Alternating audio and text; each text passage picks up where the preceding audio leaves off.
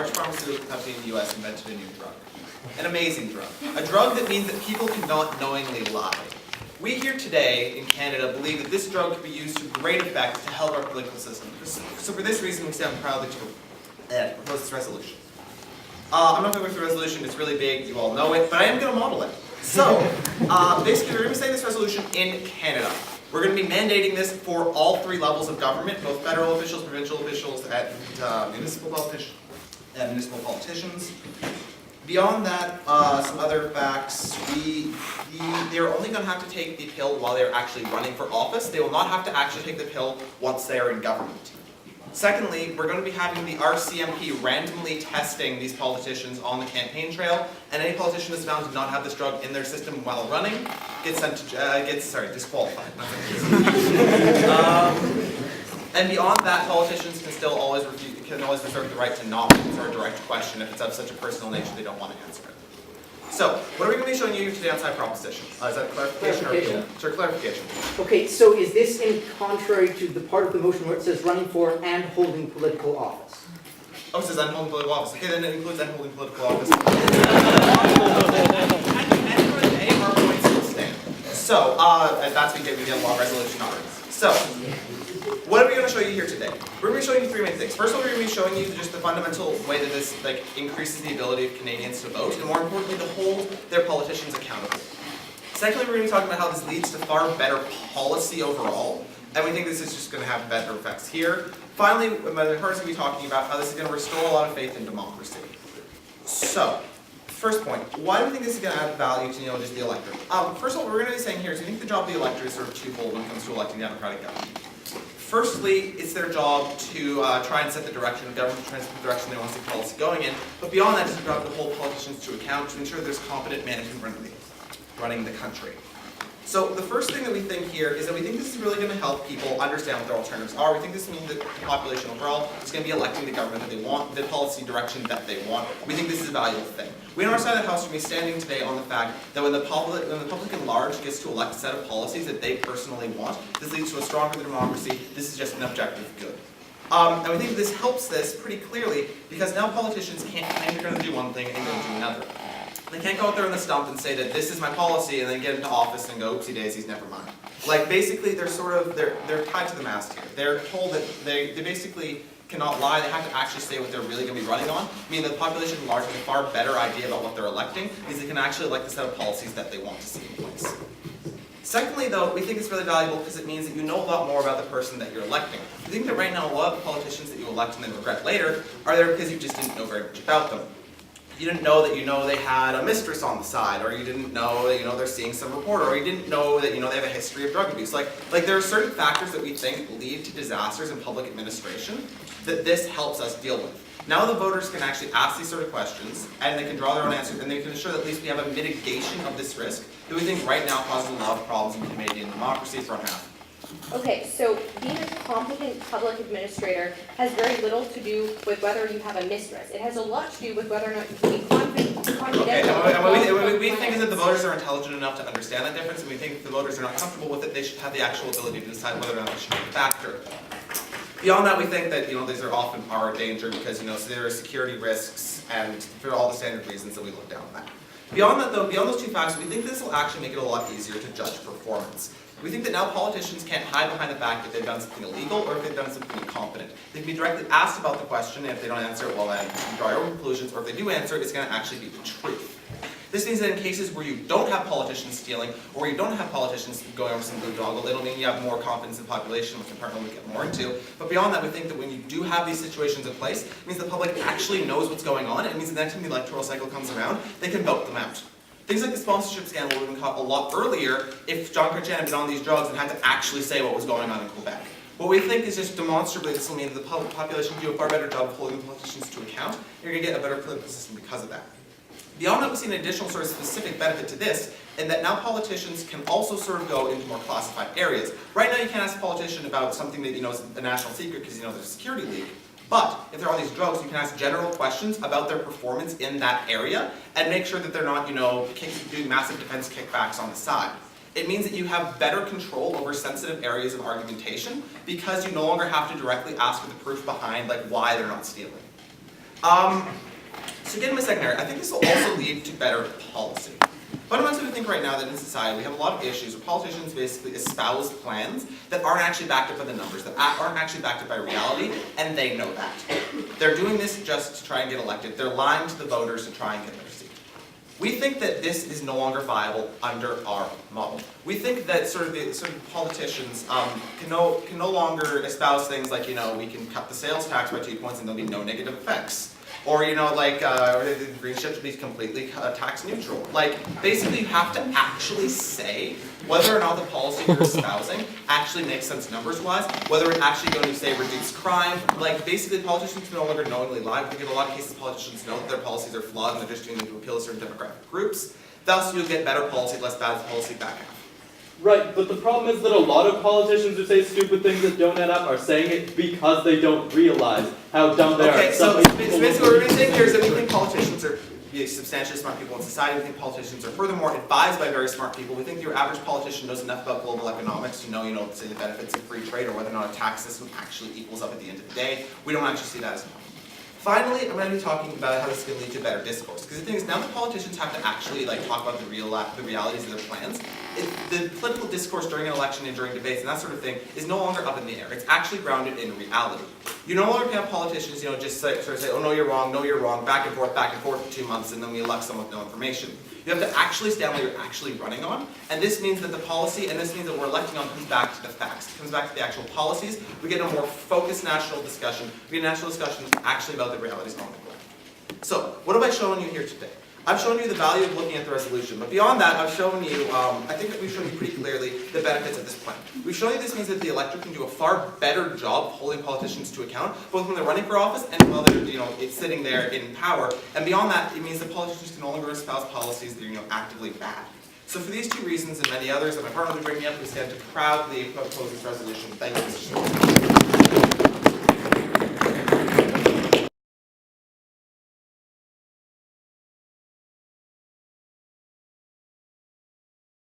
The values of democracy on 3 aspects. 1, in its pragmatic aspect. 2, on the way it interplays with the political system. And 3, on a purely philosophical basis. So let's get into our constructive points. The 2 big aspects of this, first off, are the stability of the state and creating good governance.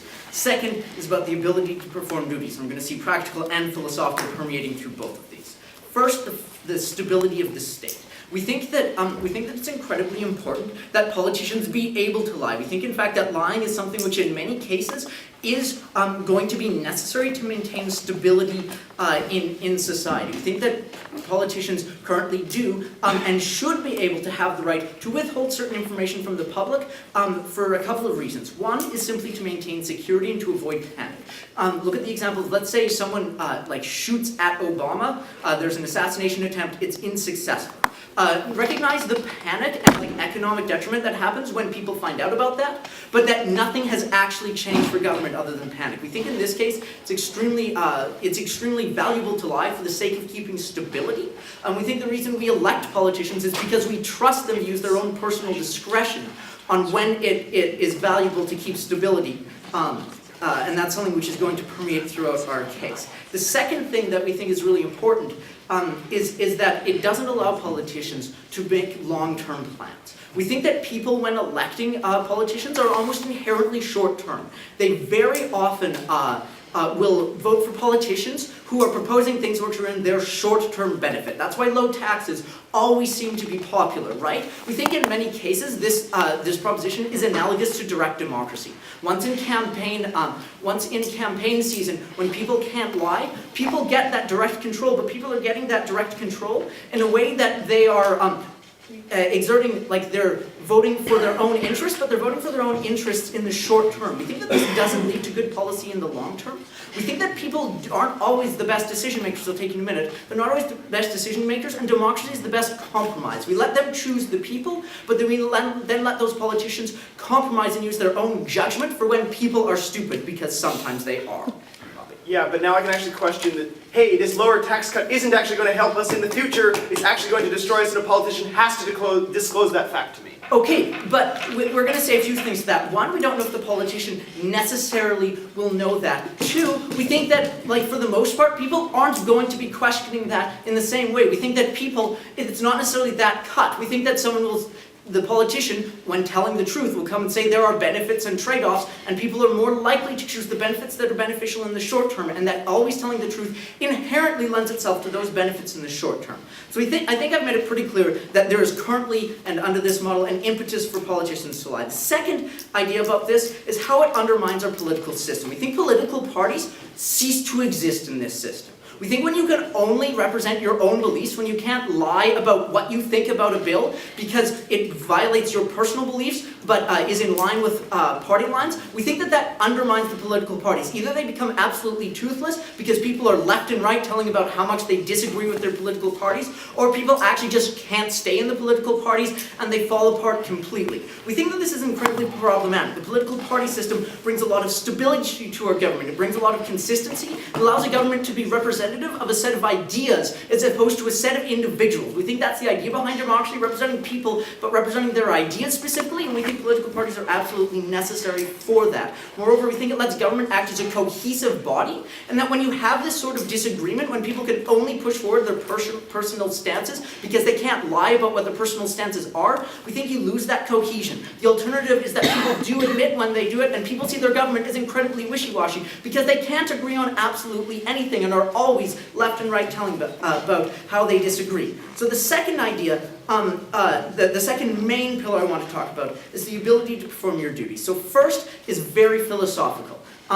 First is this idea that lying is an essential part of the human experience. We think that whether or not to lie is the most common moral decision you make on a day-to-day basis. That is the thing you decide very frequently, and it is very representative of the moral decisions that you make very often. We think a couple of things. One, if a politician is not allowed to lie during campaign, we can't actually accurately gauge their character because they might do other things, which are really wrong, but because they haven't lied, we think that them lying during a campaign and getting caught is a pretty good indicator of other bad things they're going to do later on. But moreover, we think that in a more philosophical point, they can't actually accurately represent people because they're not living the full human experience, because they're not making that moral decision on a frequent basis, because they're not able to do the same things and make the same life choices. We think that they can't accurately represent people. The second thing on this subpoint is the idea that politicians should be allowed to live their own personal lives when they're not in the spotlight, when they're not running the country.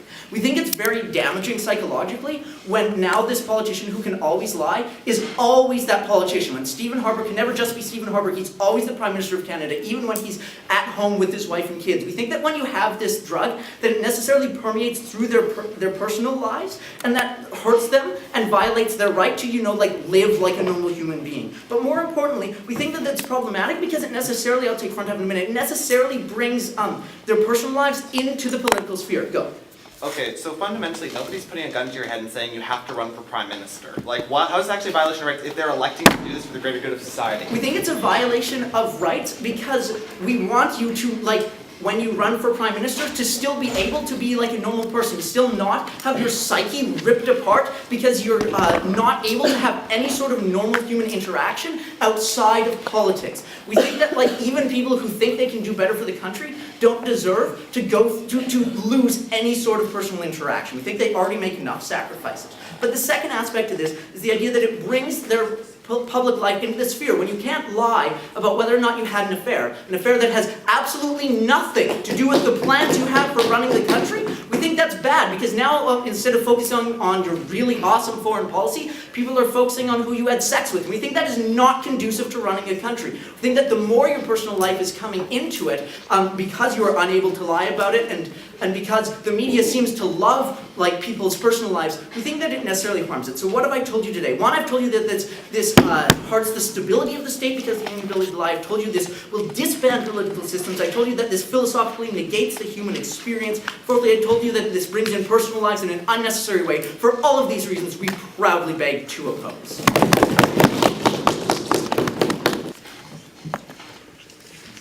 Can we begin? All right? Yes. Mr. Speaker, democracy is predicated on three very important things. First, it's predicated that the representatives that you're going to be electing actually represent you. That's kind of a given.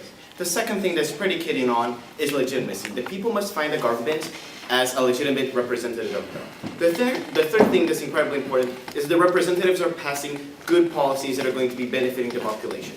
All of these three pillars fall squarely inside government today. Before I expand and rebuild the points of my partner, I'm just going to refute the very interesting but ridiculous points the side opposition brought today. First, their arguments are based on three things. First, pragmatism. Second, it destroys political parties. And third, philosophically, that's bad. I'm going to show you why they fail out of all of those three pillars. First, pragmatically, they say that this is going to hurt the stability of the state. Okay, what hurts the stability of the state is when you have scandals, is when you have corruption, is when you have people losing their trust in the government. One interesting thing about all scandals is that the one thing that they have in common between all of them is a lie. You can't have scandals and people aren't lying because people cannot hide important information and people cannot deceive others. We think the stability actually falls on our side of the house because you're not going to have corruption, you're not going to have backroom dealings, and you're not going to have a lot of the problems that do bring the fall of governments and do cause the loss of stability. They talked about that it's very important to lie to maintain stability.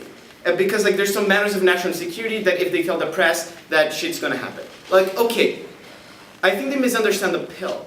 The pill is only forcing them to not lie. The pill isn't forcing them to say everything and answer all the questions that people are asking. If someone is asking President Obama where the nukes are, President Obama can just answer truthfully that this is kind of classified information and it's a matter of national security. So this point is very simple.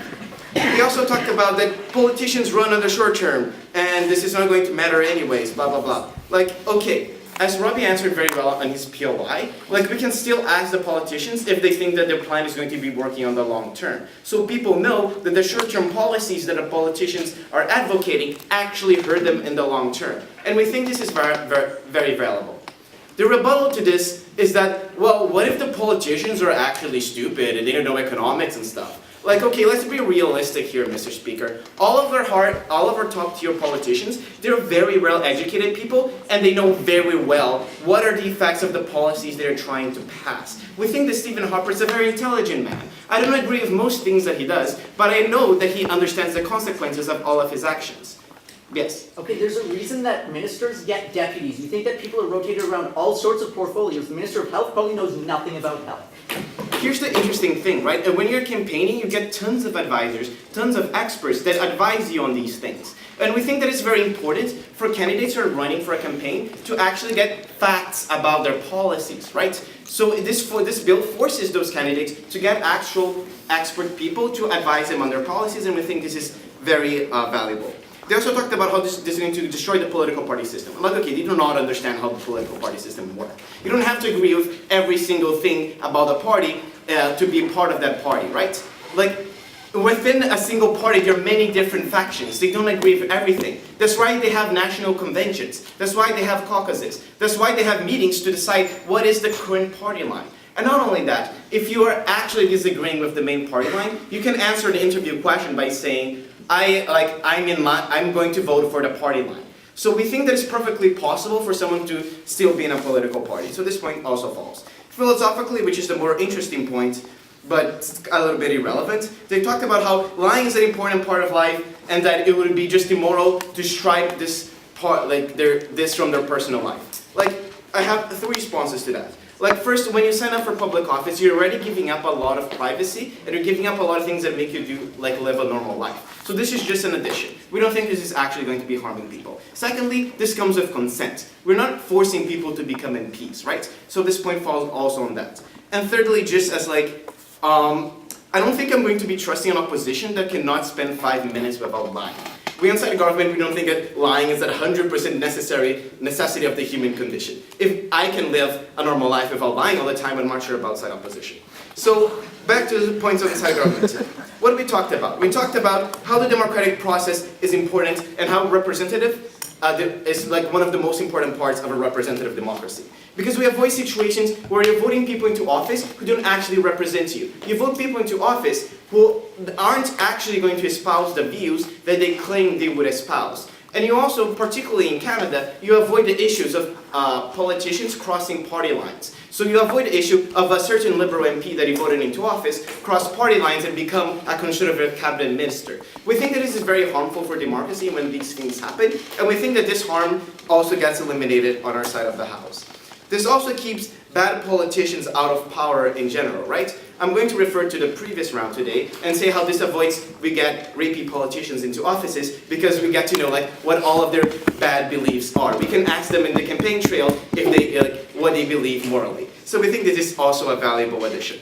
And secondly, one of the most important points that I'm going to be talking about is how this increases the legitimacy of the government. A democratic government is only as legitimate as the amount of trust that the people put in the government. A government is only as legitimate if the people believe it is legitimate. By having all the politicians tell the truth all the time, the people are way more likely to trust what the politicians are saying, because by definition, they're not lying.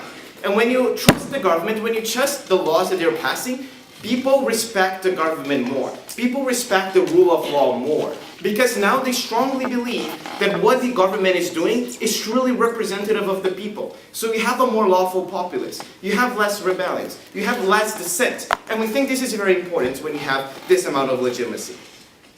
And also, it removes corruption and government inefficiency in general. The big problem of government spending, the big problem of government running things is that there's the high potential of corruption. This bill removes that. So we have a government that runs more efficiently, that has less deficits, and more money in general. The third point that we talked about is how this filters bad policy. Because people cannot just do Republican math and talk about this famous tax policy that's going to make everyone better and nobody worse due to magical powers. So we think that people aren't going to be promising things that they cannot deliver. People are going to be promising things that can actually be delivered, so that only the good policies are going to be made and only good policies are going to be passed. Because remember, politicians debate on things so people can exchange ideas and learn more things. So for these reasons, we get back to the book.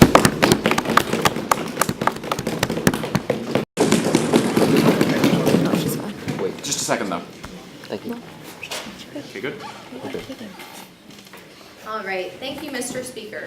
What I'm going to do for you today is systematically go through what we heard from both Douglas and Vitor, explain why it's wrong. I'm going to implicitly rebuild Joy's points in doing so. But before I do that, there are three things I'd like to clarify very quickly. So the first thing I think Proposition Bench is ignoring today is that not all lies are created equal, right? Everyone has heard of the white lie, and we think that's very relevant to this debate. So we think people have an ability to distinguish between types of lies. As a Canadian, I'm not concerned if the government tells me a lie that is not malicious to protect my best interest. I am a little upset when Bev Oda pretends she didn't spend $16 of my own personal tax money to buy her orange juice, right? But I can tell when that happens, right? People are perceptive enough to distinguish between those two things in the status quo, and we hold people accountable on that basis. The second thing I'd like to clarify for side proposition today is that direct democracy has some particular harms. So when Vitor comes up here and says that representatives must represent you, this does not actually mean that a representative must always vote in favor of your exact position on something. We use something in Canada called a delegate system. And a delegate system means that when I vote for you, I am saying I trust you to make decisions on my behalf for the next 4 years. We think that when someone makes ridiculous decisions, we hold those people accountable, we can recall them, there are structures in place. But we think for the most part, you're not going to vote for someone if you don't think they're competent. And we think you trust that individual to decide when it is appropriate to lie for the better benefit of society. The third thing I'd like to talk about then is morality, because Vitor sort of just pushed that off to the side and said it was irrelevant. But we think that's actually very important.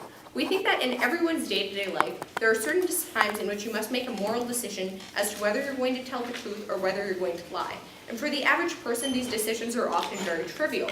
We think that when you hold public office, however, those decisions can have a lot of impact on the stability of the state, as I'm going to reconstruct when dealing with Vitor's speech. But I think in particular for that reason, you need to respect the ability of someone to lie. And in particular, we're not talking about the right of a politician to lie. We're talking about the right to have an ability to make a decision when necessary to lie. That's something propositions ignore. I'll take Robbie. But lying is always just assembling responsibility, putting it off to the future, and waiting for something that will inevitably come true and will inevitably cause harm to you. Right, that would be true if we didn't elect politicians for 4 years to make decisions for those full 4 years, right? Sometimes I make a decision in my first year in which I have a plan that is going to take the remaining 3 years to implement properly. If I disclose all the information about that, people may say, well, you're raising my taxes right now and I don't support that plan, right? Even if the long-term benefit at the end of my 4 years is actually a greater benefit to that person. We think the average person doesn't understand the nuances of government enough to accept when it might be better to not share that, and because of that, you can't share that. So let's go through, starting with Douglas's speech, and talk about what we heard there. So Douglas says that competency means you have to be honest, right? And we don't think that's true, and we think we hear this again in Vitor's speech. So we think it's important to recognize that sometimes you need to keep something secret. I'm going to get into that later, though. So Douglas then tells us that it's important to know if someone cheats because you might make a decision on that basis whether or not to vote for them. So we think that may be true, and you have the right to decide that, and if you want to read like a tabloid magazine and decide on that basis, go for it. But we think fundamentally on the opposition bench that your ability to lead is separate, and that's why it is so important to separate your private life from your public life. That's why it ruins a politician's ability to participate properly in the system when they can never lie, right? If Stephen Harper has to go home to his wife and he doesn't like the dinner she cooked, and she asks and he says, no, I didn't like it, Lorraine, and she gets grumpy, and they have a big fight, and it's all over the Star Phoenix or the National Post or what have you, we think there are a lot of problems there, because all of a sudden it's like, Stephen Harper has marital problems, and people start to doubt his ability to lead because he can't keep control of his own family, right? We think that people often can't differentiate between these things. And that once again goes back to knowing the difference between certain types of lies. So then he says, Douglas tells us that you protect secrets with accountability. So the media and people at press conferences would only be offering general questions to ensure accountability. So I'd be like, hey, person elected for state security, can you ensure to me that you are asking, you're being accountable? And they'd be like, yes, I am being accountable, truthfully. We don't think the media is going to respect this. We think the media will exploit this, Mr. Speaker. We think the media, as long as they have the right to publish what they like, which we think in Canada they do, the media is always going to be compromising the success of the Canadian government in performing their governing functions, because the media wants better headlines, and they get that through exploiting people who are no longer able to say, I don't want to answer this question, or tell a false answer. So what do we hear from Vitor?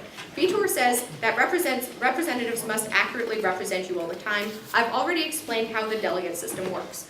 But he then goes into some other things about being seen as legitimate and having good policy. So on opposition bench today, we're going to tell you that to be seen as legitimate, you need to accurately represent your party line that you were voted in on, and you also need to make good policy. And we think you make the best policy when you accurately reflect the views of your party. And that's why the party system is important, Mr. Speaker. We think that you see instances like recently, there was a debate in the House of Commons on whether or not we should reinvestigate when life starts, right? And we didn't use the party line there, right? So there were some conservative people who did not vote in favor of supporting that. There were some liberals who did vote in favor of supporting that.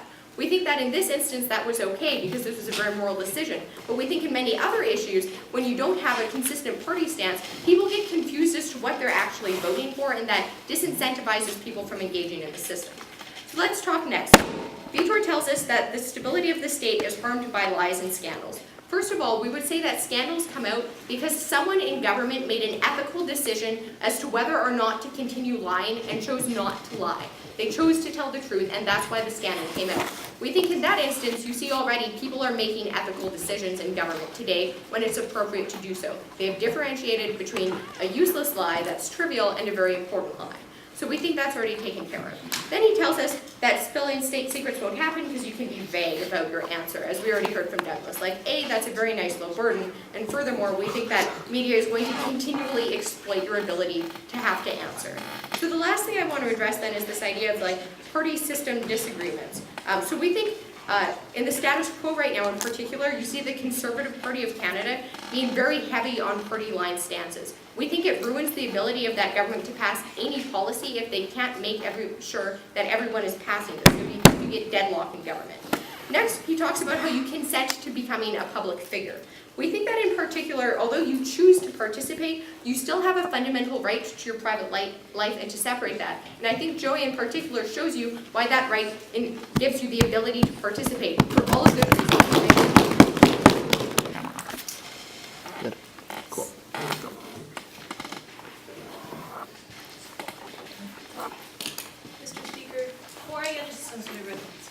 extension. I'm going to get into reputation of what we hear from the other side.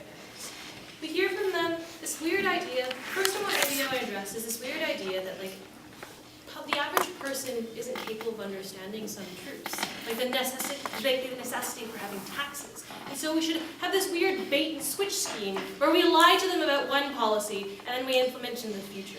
Mr. Speaker, we posit to you that the legitimacy of a government and the legitimacy to create long-term social change is founded on that necessity for politicians to justify their vision for the future of society to the electorate. We say that the way you create long-term change, the way you implement tax increases that are going to stay there and be permanent into the future is by this process of justification. While it may be difficult for politicians to justify tax increases, we think that it's an entirely necessary conversation to have. The reason why we're in such a pickle right now is because politicians kept lying to us about the need, about lowering taxes and how good that would be, and now we find ourselves in a position where we can't pay for things anymore because we've run up a systemic deficit, right? We think that's the problem, Mr. Speaker, when the politicians never start telling the truth. We think that that's a fundamentally bad version of democracy. We trust the average person to be able to comprehend politicians. They also tell you this idea that it's going to undermine the stability of the political system. We say that sometimes there might be flaws in partisanship, right?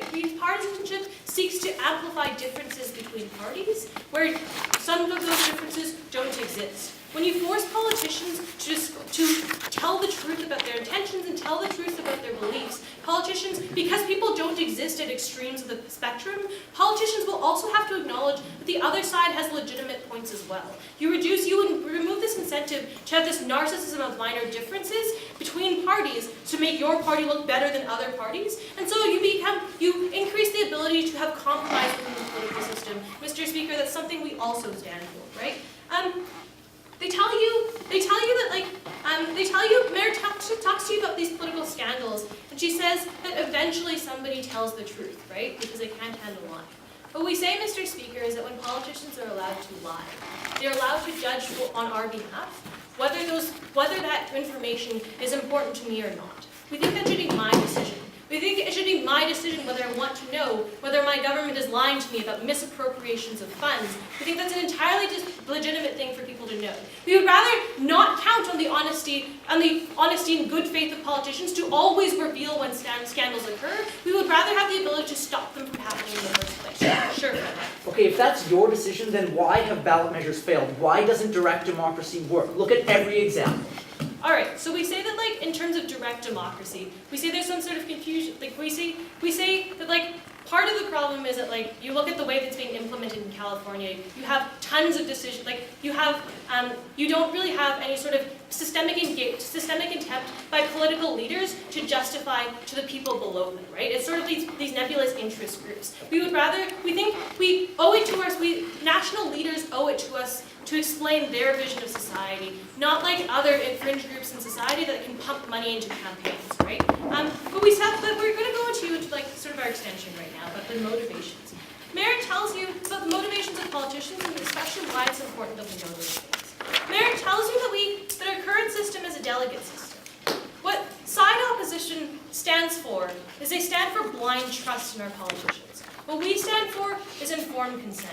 We say the nature of democracy is such that we elect stewards of the public interest. We elect people who hold the same values as us, who have the same experiences as us, because politicians are fundamentally decision makers. We only get to go to the polls once every 4 years. So in the meantime, what is important for us to know as voters isn't so much what policies politicians stand for today, but what values politicians hold, what interests they hold, so that in the future, in 2 years, when it comes time to make an important decision, because those politicians are similar to us and have similar values to us, that they will make the same decision that we would have made, right? This is how you increase the legitimacy of the democratic process when we're allowed to peep into the very intimate values that politicians hold, and we are allowed to force them to disclose their various interests to us so that we know that they will make the best decisions on our behalf. Sure, Pardeep. Right, but sometimes people also like to elect politicians with the same religion or sexual orientation as them. And aren't the people who don't have these same things hurt by having this bill passed? Okay, so currently currently people will tell you if they're like Mormon or not. Like they will tell you their religion, right? Like, but like moreover, we think it is entirely legitimate for like the electorate to make decisions on those behalves, right? It's important for them to know what your religion is so that they know what their values is. Even though opposition trivializes this point about like the personal lives of the politician, we say that politicians have a greater obligation to the public, and that's part of the justification we offer to you in terms of removing their ability to conceal things in their personal lives, right? Things, even as trivial as it may sound, the fact that you had an affair in the past is important to somebody who votes for politicians who have strong family values and will defend that conception of those strong family values in the political process that we have in our state today, right? We say that it's entirely legitimate for voters to want to know what those motivations are. We think better information allows you to make better decisions. But we think that in terms of those motivations, we can ask politicians to disclose all of their interests, right? We can ask them to tell us, to disclose things like lobbying. We can ask them to disclose things like conflicts of interest. We can ask them to disclose all of those things all those factors that might lead them to make decisions that are on our behalf that aren't actually for our own interests, right? We think that even in the process of government, this has important effects, right? We think that it's entirely legitimate that politicians sometimes keep secrets. Now we force them to tell us the nature of those secrets, right? We can ask them whether they're keeping secrets for national security reasons or whether there are other motivations in play as well. We can ask George Bush whether we're actually going into Iraq for weapons of mass destruction, or maybe if there's something else going on there either, right? When politicians refuse to answer that question of, is there anything else you have, are there any other motivations for going into Iraq or whatever, that is when it raises a red flag for citizens in the democratic process, right? It raises the red flag that if a politician won't tell us something, maybe it's because there's something that they're hiding. Maybe we know what we don't know as well as we know what we do know. And we think that's important in terms of making good decisions. Mr. Speaker, we stand for democracy. We stand for informed consent. We beg to propose.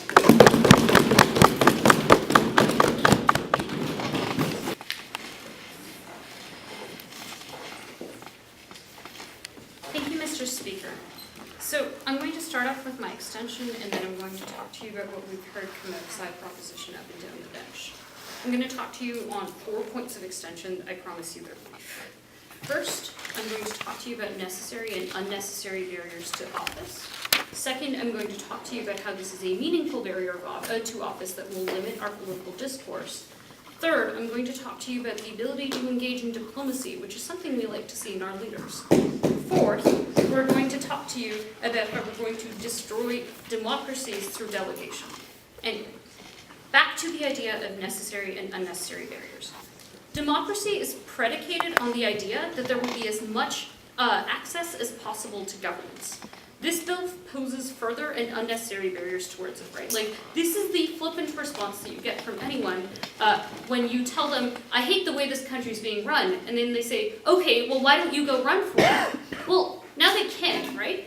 And the reason we have the existing barriers that we have is they're all relevant to your ability to make good decisions, not about your ability to tell other people about those good decisions, right?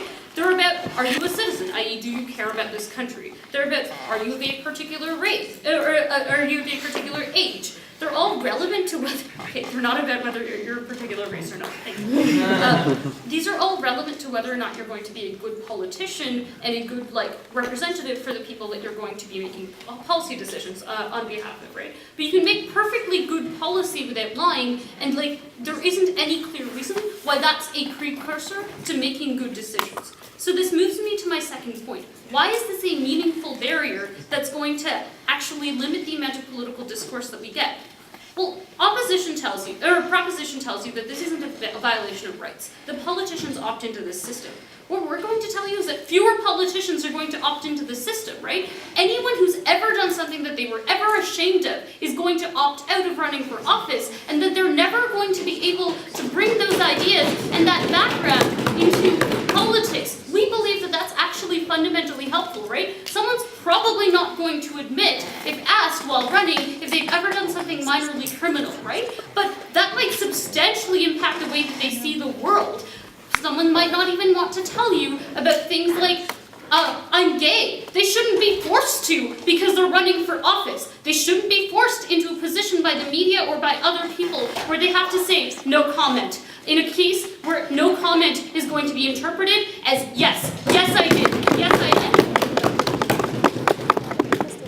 So what does this do? It means that in a socially skewed way, we're going to have different discourse in our politics. We're going to have limited discourse in our politics. Pardeep and I stand firmly against that. So third, this prevents the ability for leaders to engage in diplomacy. Recognize, Mr. Speaker, that the people of your own country are not the only people that leaders of democracies engage with. Obama has to talk to the leader of Iran. He has to say nice things to the leader of Iran. He even has to tell his wife that he likes, like, what she's wearing. Actually, not Iran. But, like, probably India, right? He probably has to tell her that she looks nice. And if, like, he can't do that, then that prevents meaningfully his ability to engage in diplomacy. Diplomacy is, predicated on this idea that people have to be able to lie to other countries, and other countries, like, expect that as part of their diplomacy. So, like, Canada is the only country in the world that forces their leaders not to lie. You're going to have, like, Stephen Harper never going anywhere, which causes diplomatic incidents. Or you're going to have Stephen Harper going places and being like, yeah, we really don't like Iran. We're going to, like, cut off diplomatic ties with them in a little while. First. Are you familiar with the concept of delegation?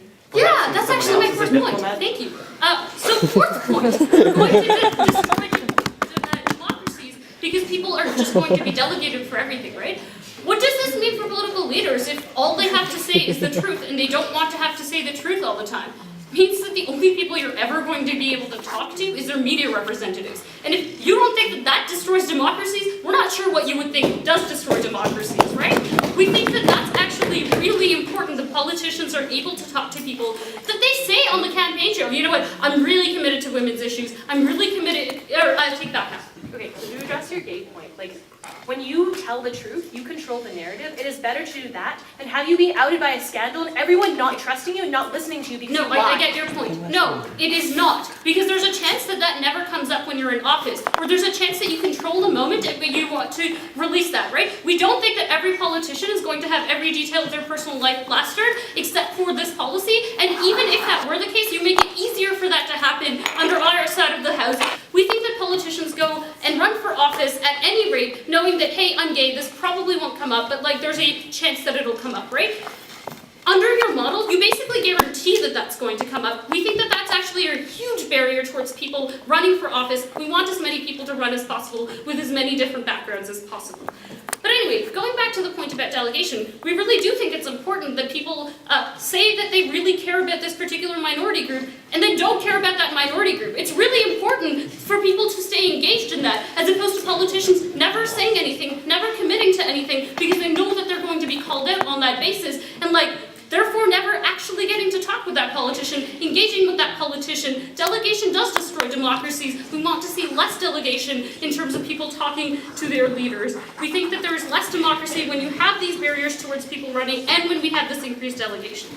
So what has side proposition told you?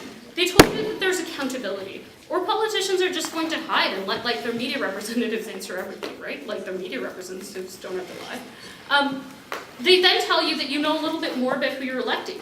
We tell you maybe you don't need to know those things, right? Then they say, well, no, up and down proposition bench, they say maybe voters should get to determine these things, right? We say no, this meaningfully impacts politician lives, and it also impacts the kinds of people that are going to go into politics, and that's fundamentally bad. They say that people are going to make better policies because their tax codes have to add up. Surprise! It's really cynical for them to say that, hey, all of these politicians are really smart. They're just lying to people. Let's be realistic. Let's be realistic. They probably fundamentally believe in these things, and that's why they're saying things that everyone is telling them are wrong. They tell you that democracy requires this. We tell you that democracy is compromised when there are barriers and when there's increased delegation. They tell you that politicians consent to this. We say that when people are forced to consent to this to run for office, you get fewer people running for office, and you get a very particular type of person running for office. They say that politicians should make the decisions that we would have made. We say that people can distinguish between those lies that are justified and unjustified. It's a big enough deal. It'll come up later. Call upon the government whip to deliver the last speech for side proposition. Okay, ladies and gentlemen, when it comes out later, it is too late for me to not have voted for you. My decision was fundamentally ruined because of that lie that you told me to get elected. What I want to start out this whip speech with is looking at zero-sum politics. Because I think that in the current political system, you can't have it all by just denying the other side. That you can be consistent and clear and concise, and that's a good thing. But Joey admits in the very first speech that if we force politicians to tell the truth, they must have a balanced discussion with each other. We think that what this leads to is better decision-making through consensus. It means that politicians will recognize and accept each other. We don't think that partisanship is a good idea, even if it makes our democracy clear. Because the entire point of a democracy is not to make the best decisions, it is to make the most representative decisions. It is to make those decisions which the majority can be held accountable for, not the ones which are technocratically superior. So when you talk about ideas like scandalization, realize as well that Sam Seaborn or General Petraeus can't experience all of the things that a human being does and do all of the things that they want to do in terms of who they love and what they want to do. The barriers to entry already exist because investigative journalists happen to be very good at outing your secrets once you are in office. There is also the point that if there are shameful things in your past, there are skeletons in your closet that you will always be afraid of. Part of being a politician is getting over those and dealing with those and being prepared for those. Further, we think that you can't do whatever you want when you bear the extra responsibility and extra power which we have granted to you as our delegate and as our representative. We think that you have a great deal of responsibility to follow our directives, to represent us truthfully, and if you are not a truthful person, then maybe you can't and aren't capable of doing that. So let's look at this question of direct democracy and better politics. Because no, this is not informed democracy, or this is not direct democracy, this is not ballot initiatives. You are still forced to holistically evaluate a candidate and make decisions based on the informed aggregation of their characteristics, whether or not you vote for Joe Blow or Joe No. We think that as a result of that, this is not direct democracy. First Opposition does not understand what democracy is all about because it is about informed aggregation. It is about taking a consensus of what your opinions are and voting for who will best represent you. Realize that most voters vote holistically. They actually do take everything into account. And we think that this results in people like Milk getting elected. Because we can say, yeah, sure you're gay, but you're still awesome in so many ways that you still belong as a representative of us, even if we don't like some of your characteristics. But furthermore, the majority is therefore responsible for the decisions that they allow you to make. Is that when you are truthful and when you are actually a representative of the people that voted for you, you make the majority responsible. It means that the majority can't just do whatever they want because you can't either. You who has the power, once you are fettered and once you actually have an obligation to follow through with what you believe in, I think that that means that you get a better democracy. Realize as well that democracy in its greatest form is not making the best, most technocratic, most efficient decisions. If we wanted that, we would have a Chinese technocracy. What we want through democracy is to actually go out there and say, hey look, we want to make the majority responsible for the direction that this country is going to take in the future. That's how we create legitimacy. So how do politicians gain legitimacy? How do we make a better democracy? Before that, back up. Okay, either investigative journalists are so good that your model is irrelevant, or they're like bad enough that our points about barriers stand. They're imperfect. I'm also going to get into later why that barrier shouldn't happen. Why I think that lying never helps you. That's going to be my last discussion point. So first let's look at legitimacy. You're justifying your decision to those below you. Realize that just because I have given you power doesn't mean that I give you unconditional power. I think that politicians should still be forced to justify their decision-making apparatus to us, and to actually prove to me the value of your position.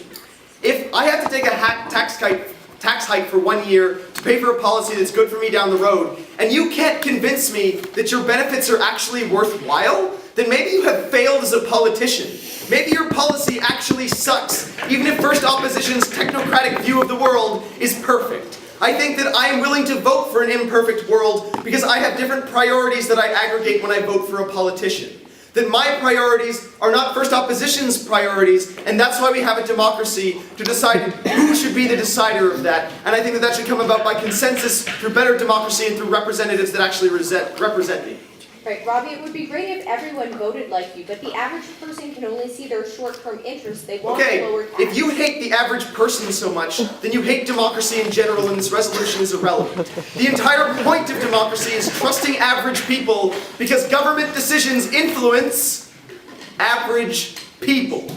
Done. This is why average people need to be held responsible, because they are the ones getting affected by their government's decisions. I don't care if they're stupid. I don't care if they make bad decisions. They are the ones that need to be held responsible for the representatives that they elect. That is why we have a democracy. Further, through legitimacy, we also understand the nature of a secret. A politician cannot use executive privilege to hide things from me, because now they need to justify to me why they are using executive privilege. Is it because it's actually going to hurt national security, or is it because it's going to hurt your chances of being re-elected, or hurt your interest group?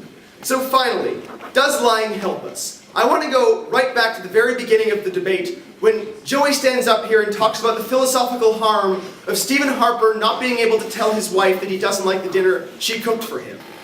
Frankly, I think that Stephen Harper has marital problems if he can't have a reasonable discussion with his wife about why he didn't like that dinner. Furthermore, bringing in this idea of diplomacy, I think that if you can't be a diplomat in your own kitchen, you shouldn't be trusted to be a diplomat on the international stage. I think that frankly, Stephen Harper not liking dinner is a necessary conversation that he needs to have with his wife. And I think that this represents a fundamental imbalance in politics when they have the power over us to decide whether or not their disagreement and their resentment of me should matter to me. Because frankly, if you don't like me as a politician, I should be able to know that. I think that your skeletons matter. I think it is a huge, huge thing if a prime minister comes up to a podium and is forced to say, yeah, I smoked weed. Or, yeah, I'm gay. Because that means that people can point out the contradictions in his position when he goes forward and says that, hey, wait a second, I want to ban weed for everybody else. But realize that those contradictions aren't damning. Those contradictions are why we have democracy. It's that we need to be able to control the narrative that is being told to us. We need to be able to evaluate your contradictions. And I think it is better for you to be able to control your narrative, because once it's been outed from another source, no one cares about your justification because you're a liar. Ladies and gentlemen, the debate here today has been very interesting, and it comes down to three basic questions. How does this bill affect politicians personally?